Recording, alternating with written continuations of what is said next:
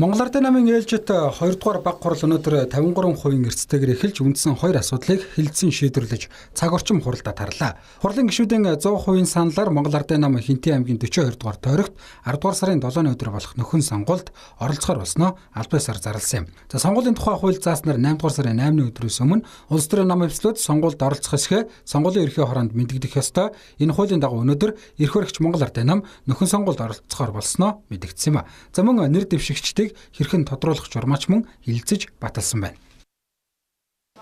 Бид 42 дугаар тойрог дээр нөхөн сонгуул зарласан цаг үеэс эхлээд өнөөдрийг хүртэл одоо 42 дугаар тойрог дээр бол олон төрлийн судалгааг бол хийж ажиллаж байгаа.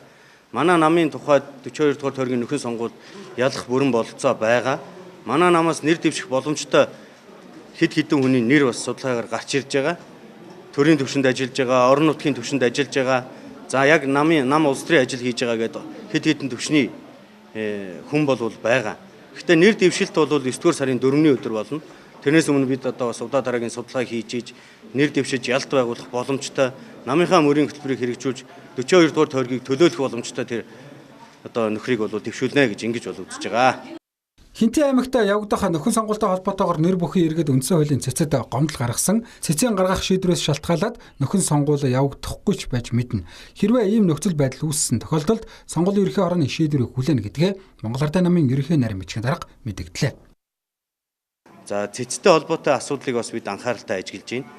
Үндсэн хуулийн цэц сонгуулийн ерөнхий хорооноос бас тайлбар гаргуулж авахд нэр бүхий иргэд үндсэн хуулийн цэцэд хандсан төрийн албан хаагчийн хувьд сонгуульд нэр дэвших эрх нь зөрчигдсөн үндсэн хуулийнхтэй холбогдож зөрчигдөж байгаа гэдэг асуудал үүссэн байгаа.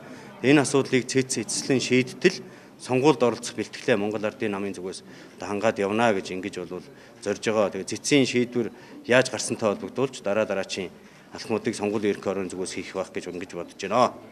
60 тэрбумтай холбоотой асуудлаар нэр бүхий гишүүдэд хариуцлага тооцох хяналтын хорооны шийдвэр гарсан байдаг. Харин өнөөдрийн баг хурлаар дээрх асуудлыг ярих болов гэх хүлээлт байсан ч хараахан шийдэлт хүрсэнгүй.